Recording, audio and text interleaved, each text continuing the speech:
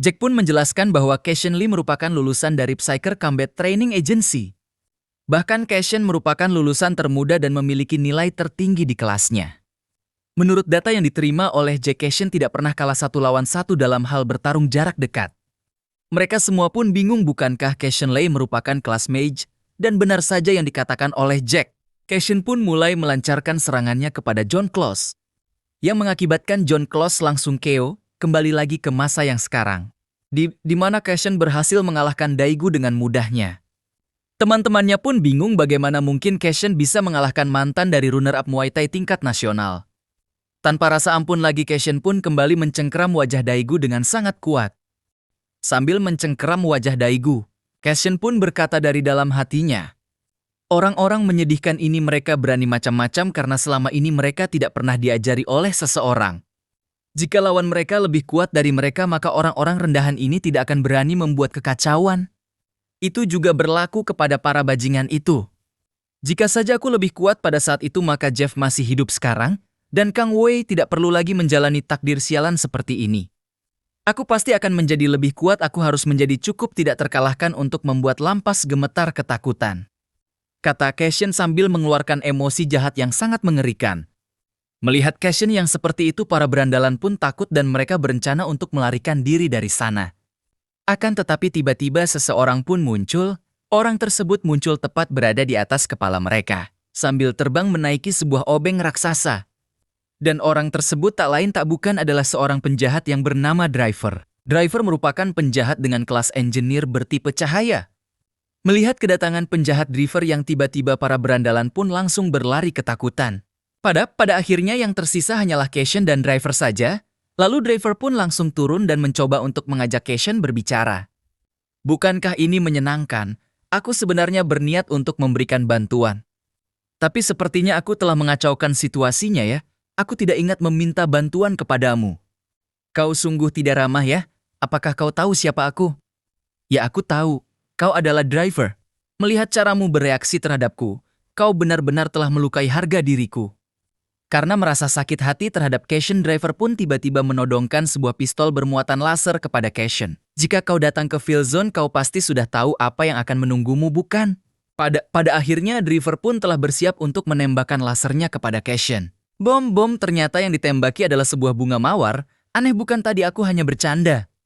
Tapi lain kali akan menjadi sungguhan," kata Driver dengan wajah yang sangat serius. Karena merasa dibodohi oleh Driver, Cassian pun mengabaikan Driver dan ia pun langsung pergi meninggalkan Driver begitu saja. "Hei, kau mau pergi kemana?" "Aku mau pulang." Apakah aku baru saja diabaikan?" Setelah menjauhi, Moros pun berusaha untuk menasehati Cassian bahwa kejadian tadi sangatlah berbahaya baginya. Menurut Moros, kekuatan Cassian yang sekarang tidak mungkin bisa mengalahkan Driver. Selain itu, kekuatan spell power dari Driver cukuplah tinggi. Ketika Moros masih menjelaskan mengenai Driver, tiba-tiba Cassian pun pergi dan berlari ke arah dinding. Cassian merasa sangat gugup pada saat pertemuannya dengan Driver tadi. Menurut Moros, apabila Cassian lebih berlatih mulai dari sekarang, maka Cassian mungkin bisa saja menghadapi Driver suatu saat nanti. Lalu Cassian pun bertanya kepada Moros apakah Moros bisa menggunakan kekuatan aprasialnya kepada Driver. Sambil berubah menjadi mode penjahat, Cassian pun menjelaskan apa yang ingin ia lakukan. "Ini adalah kesempatan sempurna untuk bertarung dengan seseorang yang kuat. Aku pikir aku bisa mendapatkan pelajaran terbaik dengan menempatkan hidupku dalam pertarungan yang sebenarnya. Aku tidak bisa membiarkan kesempatan sebagus ini lewat begitu saja." Di sisi lainnya, Driver yang masih di tempat tersebut merasa penasaran dengan gerakan dari Cassian, bertanya-tanya sebenarnya siapa dia. Driver merasakan ada hal yang aneh. Bagaimana mungkin ada siswa yang tidak bergeming setelah ditodongkan senjata olehnya? Ketika Driver ingin pulang ke markasnya, tiba-tiba terlihatlah seseorang sedang menuju ke arahnya dengan sangat cepat. Dan ternyata orang tersebut adalah Cassian yang sedang mengincar Driver dengan sekuat tenaga. Cassian pun memukul Driver dengan sangat keras sampai Driver termundur. Dan tidak hanya sampai di situ saja, Cassian kembali berusaha melancarkan serangannya dengan menggunakan jurus Shadow Knife-nya kepada Driver. Akan tetapi Driver berhasil menghindari Shadow Knife dengan melompat ke atas. Seperti yang diharapkan oleh Cassian, Driver cukup hebat sampai dapat menghindari semua serangannya. Dalam menanggapi serangan Cassian yang tiba-tiba, Driver pun mulai serius dengan mengubah obengnya menjadi sebuah senjata laser. Moros meminta kepada Cashen untuk berhati-hati dengan senjata driver. Sambil menodongkan senjatanya, driver pun berkata, "Hei, tadi itu benar-benar berbahaya. Kau tahu, sepertinya aku harus membayar kebaikanmu tadi." Untuk pertama kalinya, driver pun melancarkan serangan dengan menembakkan sebuah jurus yang bernama Driver Beam kepada Cashen. Dan boom laser tersebut tepat mengenai Cashen dan meledak dengan sangat dahsyat sampai-sampai penjahat lainnya yang ada di zone distrik Gada melihati cahaya ledakan tersebut. Dan ketika cahaya ledakan tersebut telah menghilang, driver melihati Cashen yang ternyata berhasil selamat dari Driver Beam dengan menggunakan Shadow Knife yang digunakan sebagai perisai. Scene pun berganti ke sebelum pertarungan, di mana Moros berhasil menggunakan Apria kepada driver. Menurut Moros memiliki mana lebih dari 1000 dan itu mengartikan mana driver 3 kali lebih besar daripada punya Cashen. Mengetahui driver yang cukup kuat, Cashen pun semakin tertarik untuk melawan driver. Kembali lagi ke masa yang sekarang, driver memuji Cashen karena telah berhasil menahan serangan Driver Beam-nya. Akan tetapi driver tidak berencana untuk berhenti sampai di situ saja. Driver pun kembali melancarkan serangannya kepada Cashen dengan menghantam Cashen menggunakan obeng saktinya. Cashen pun berhasil menghindari hantaman driver, akan tetapi driver terus menghantam Cashen secara bertubi-tubi.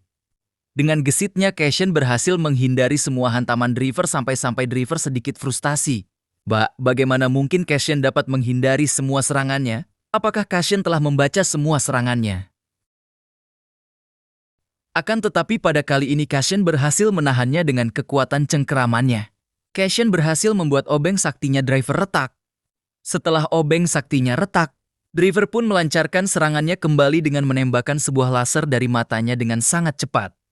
Cashen berhasil menghindari laser dari driver. Dan Cashen pun berhasil menyerang balik driver dengan menendang kaki driver sampai-sampai membuat driver kehilangan keseimbangannya. Melihati driver yang sudah tidak seimbang, Cashen pun memanfaatkan kesempatan tersebut dengan mendekati driver. Akan tetapi driver pun mencoba untuk mundur dan driver pun kembali merespon Cashen dengan menembakkan jurus yang bernama Machine Hand kepada Cashen. Melihati serangan Machine Hand yang menuju ke arahnya, Cashen pun berusaha untuk menahannya dengan menembakkan Shadow Blade-nya. Shadow Blade Cashen pun berhasil menghancurkan Machine Hand driver. Dan pada akhirnya Cashen berhasil mendekati driver untuk kedua kalinya. Cashen berhasil menyerang driver kembali. Driver merasa ada yang aneh dengan cara bertarungnya Cashen. Driver berpendapat kalau Cashen seperti seseorang yang telah terlatih dalam sebuah pertarungan. Ketika driver sudah terpojokan oleh Cashen, tiba-tiba dua orang muncul dari belakangnya driver. Kedua orang tersebut merupakan penjahat juga. Penjahat pertama bernama Crow yang memiliki ranking Amin dengan kelas summoner bertipe kegelapan. Sedangkan penjahat kedua bernama Redeye. Redeye merupakan penjahat yang memiliki ranking B dengan kelas Archer bertipe cahaya.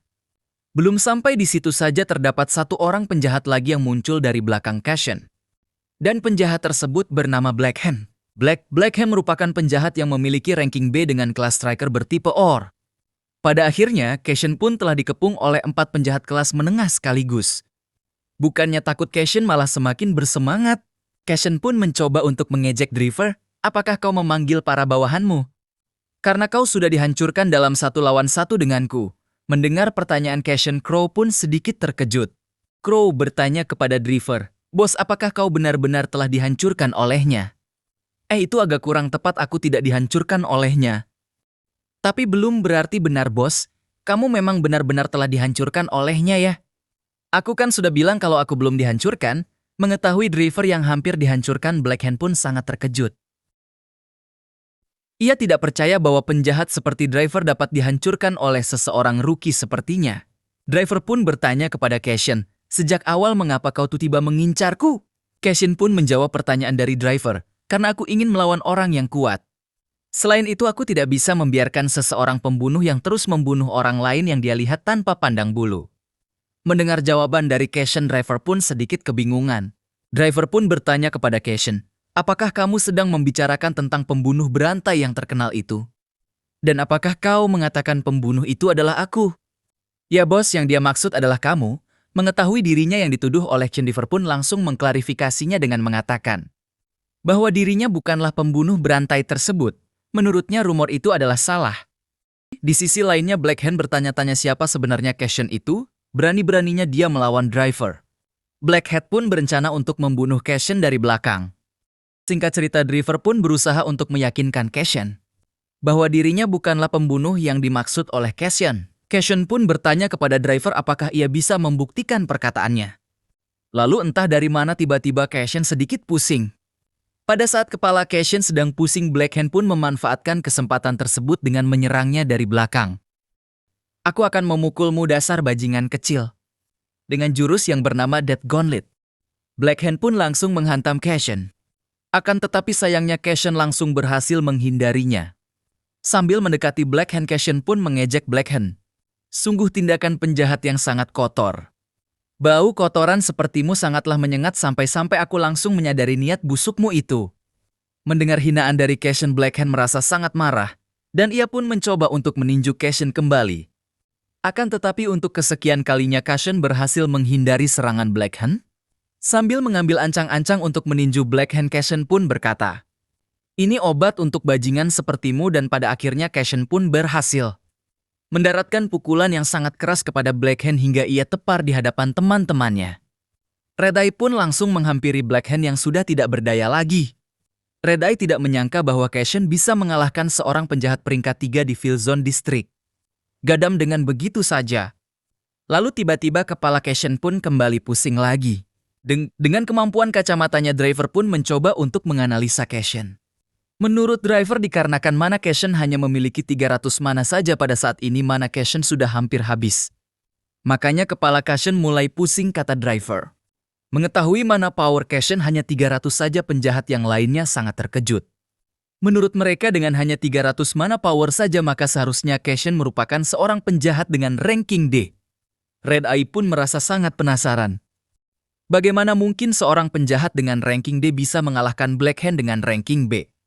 Bahkan Black Hand kalah dengan satu pukulan saja. Lalu Driver pun menjelaskan bahwa meskipun sangatlah langka bisa saja seorang ranking B mengalahkan ranking A. Menurut Driver, mana power tidak bisa menentukan sebuah kemenangan dalam sebuah pertarungan. Bagi Driver, Cassian merupakan sebuah pengecualian, di mana Cassian memiliki kekuatan fisik dan respon yang luar biasa. Terlebih lagi Cassian memiliki kemampuan bertarung yang sangat efektif. Lalu tiba-tiba Driver pun mengeluarkan sebuah kristal. Driver memberitahukan bahwa kristal tersebut merupakan sebuah kristal power. Dengan hanya menelan kristal power saja seorang penjahat dapat meningkatkan mana powernya begitu saja. Lalu Driver pun memberikan kristal power tersebut kepada Cassian. Cassian pun bertanya kepada Driver, mengapa ia tiba-tiba memberikan kristal power tersebut kepada dirinya? Driver menjawab bahwa ia hanya ingin membuat sebuah kesepakatan dengan Cassian. Driver ingin Cassian menggantikan dirinya untuk menangkap pembunuh berantai tersebut agar nama Driver bisa dibersihkan kembali. Driver memberikan sebuah kebebasan kepada Cassian, apakah ia ingin menerima kesepakatan tersebut ataupun menolaknya. Cassian pun kembali bertanya kepada Driver mengapa dirinya tidak bisa mencari pembunuh itu sendirian saja. Driver menjawab bahwa dirinya memiliki alasan tersendiri yang tidak bisa ia katakan sekarang. Pada akhirnya kesepakatan antara Cassian dan Driver pun mulai terjalin. Setelah menyelesaikan kesepakatan mereka, Cassian pun langsung pulang. Cassian bertanya-tanya apakah crystal power ini benar-benar bisa meningkatkan mana powernya. Moros pun menjelaskan bahwa di dunia ini terdapat dua jenis kristal. Yang pertama berwarna biru, merupakan kristal yang muncul secara alami dan kristal tersebut bernama Jin Kristal. Kristal kedua merupakan kristal warna kuning di mana kristal tersebut merupakan buatan manusia. Dan mana kristal tersebut bernama Magic Kristal. Moros merasa sangat sayang sekali bahwa kristal yang diberikan Driver bukanlah kristal Jin. Akan tetapi tetap saja Magic Kristal juga dapat membantu Cassian untuk meningkatkan mana powernya Cassian. Sebelum menelan Magic Kristal tersebut, Moros meminta kepada Cassian untuk berubah ke mode penjahat. Pada akhirnya Cassian pun langsung berubah ke mode penjahat. Cassian langsung menggunakan Magic Kristal tersebut. Akan tetapi anehnya tidak terjadi apa-apa dengan Cassian. Cassian bertanya kepada Moros mengapa tidak terjadi apa-apa. Moros meminta kepada Cassian untuk menunggu sampai Magic Kristal bereaksi. Dan benar saja tiba-tiba tubuh Cassian mengeluarkan aura hitam. Dan tubuh Cassian tiba-tiba dikelilingi oleh cahaya yang sangat terang. Setelah cahaya terang tersebut telah menghilang, Cassian telah merasakan bahwa mana powernya telah meningkat padahal Cassian hanya menelan satu buah kristal saja.